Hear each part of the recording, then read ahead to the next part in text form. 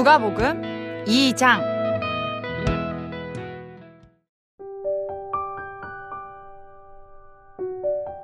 그때 아구스토 황제가 내린 칙령에 따라 온 나라가 호족 등록을 하게 되었습니다.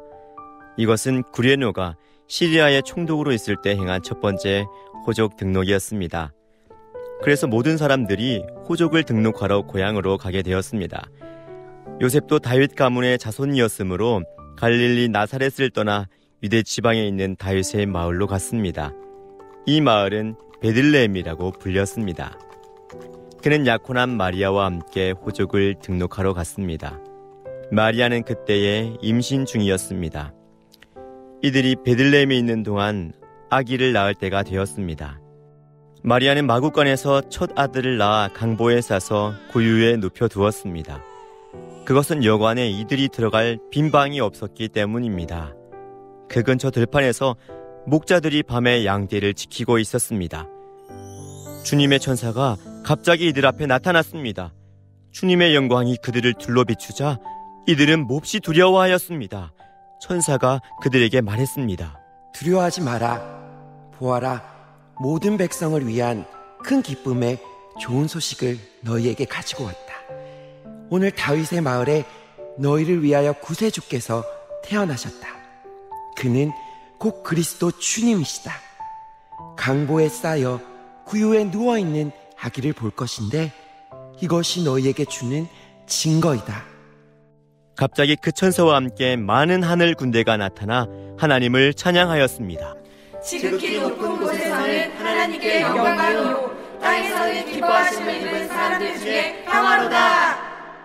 천사들이 목자들에게서 떠나 하늘로 사라지자 목자들이 서로 말했습니다.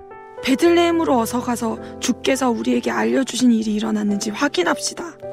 이들은 서둘러 가서 마리아와 요셉 그리고 구유에 누인 아기를 보았습니다. 목자들이 확인하고 이 아이에 대하여 자기들이 들은 것을 그들에게 이야기해 주었습니다. 목자들의 말을 듣고 사람들은 모두 놀랐습니다. 그러나 마리아는 이 모든 말을 마음속에 소중히 간직하였습니다. 목자들은 돌아가면서 천사들이 일러준 대로 자기들이 듣고 보았으므로 하나님께 영광을 돌리고 찬양을 드렸습니다. 태어난 지 8일째 되는 날에 아기는 할례를 받았고 그 이름을 예수라고 하였습니다.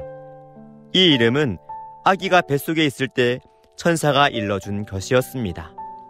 모세의 율법에 따라 정결 예식을 치르는 때가 되었습니다. 마리아와 요셉은 예수님을 하나님께 드리려고 예루살렘으로 데리고 올라갔습니다. 이것은 주님의 율법에 다음과 같이 기록되어 있기 때문입니다. 첫 번째 태어나는 모든 남자아이는 하나님께 거룩한 자로 불릴 것이다. 또 마리아와 요셉은 비둘기 2마리나 어린 집비둘기 2마리를 드려야 한다고 기록된 하나님의 율법에 따라 희생 제물을 바치려고 예루살렘에 올라간 것입니다. 예루살렘에 시므온이라는 한 사람이 있었습니다. 이 사람은 의롭고 경건한 사람으로서 하나님께서 이스라엘을 위로하실 때를 기다리고 있었습니다. 성령께서 이 사람과 함께 하셨습니다. 성령께서 시므온에게 주 그리스도를 보기 전에는 결코 죽지 않을 것이라는 계시를 주셨습니다. 시므온은 성령으로 충만해져서 성전으로 왔습니다. 마침 마리아와 요셉이 율법의 규정대로 행하기 위해 어린 예수님을 성전으로 데리고 왔습니다. 시므온이 아이를 팔에 안고 하나님께 찬양하였습니다. 주님, 이제 주님의 종을 주님의 말씀대로 평화롭게 떠날 수 있게 하셨습니다. 제 눈으로 주님의 구원하심을 보았습니다. 주님께서 이 구원을 모든 백성들 앞에 마련해 주셨습니다. 이는 이방 사람들에게는 계시의 빛이며 주님의 백성 이스라엘에게는 영광입니다. 예수님의 아버지와 어머니는 시므온이 예수님에 대하여 말하는 것을 듣고 매우 놀랐습니다. 시므온은 그들을 축복하고 아이의 어머니 마리아에게 말했습니다. 이 아이는 이스라엘의 많은 사람들을 넘어지게도 하고 일어서게도 할 것입니다. 또한 사람들의 비난을 받는 표적이 될 것입니다.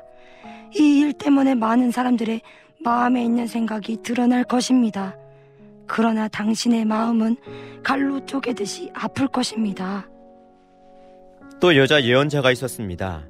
이 사람은 아셀 지파의 바누엘의 딸인 안나였습니다. 그녀는 나이가 많았습니다. 결혼하고 7년 동안을 남편과 살았는데 그 후로 과부가 되어 84세가 되었습니다.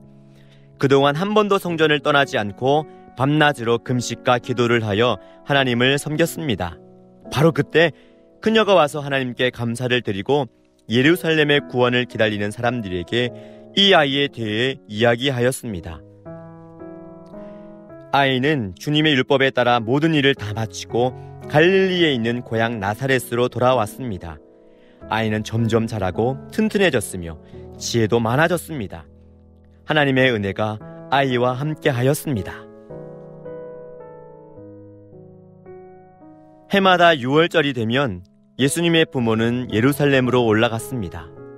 예수님이 12살이 되었을 때에도 6월절 간습을 따라 예루살렘으로 올라갔습니다. 6월절이 끝나고 집으로 돌아오는데 소년 예수님은 예루살렘에 남아 있었습니다. 하지만 부모들은 이 사실을 몰랐습니다. 단지 그들은 예수님이 일행들 속에 있을 것으로만 생각하고 있었습니다. 그렇게 하루 정도 길을 간 후 요셉과 마리아는 예수님을 친척들과 친지들 가운데서 찾기 시작했습니다. 그러나 예수님을 발견하지 못하자 예수님을 찾으러 다시 예루살렘으로 되돌아갔습니다. 3일 뒤에 그들은 성전에서 예수님을 발견하였습니다. 예수님은 성전에서 율법학자들 사이에 앉아서 듣기도 하고 묻기도 하면서 계셨습니다. 그의 이야기를 듣는 모든 사람들이 예수님의 슬기와 대답에 놀라워했습니다. 예수님의 부모도 그를 보고는 매우 놀랐습니다. 어머니가 말했습니다. 아들아, 왜 이렇게 하였느냐? 내 아버지와 내가 걱정하며 너를 찾아다녔다. 그때 예수님께서 대답했습니다. 왜 저를 찾으셨습니까? 제가 아버지 집에 있어야 할 것을 모르셨습니까? 그러나 그들은 예수님이 하신 말씀을 이해하지 못했습니다. 예수님은 부모와 함께 나사렛으로 내려갔습니다. 그리고 부모에게 순종하였습니다. 마리아는 이 모든 일들을 마음속에 간직해 두었습니다. 예수님은 지혜와 키가 더욱 자랐고 하나님과 사람들로부터 사랑을 받았습니다.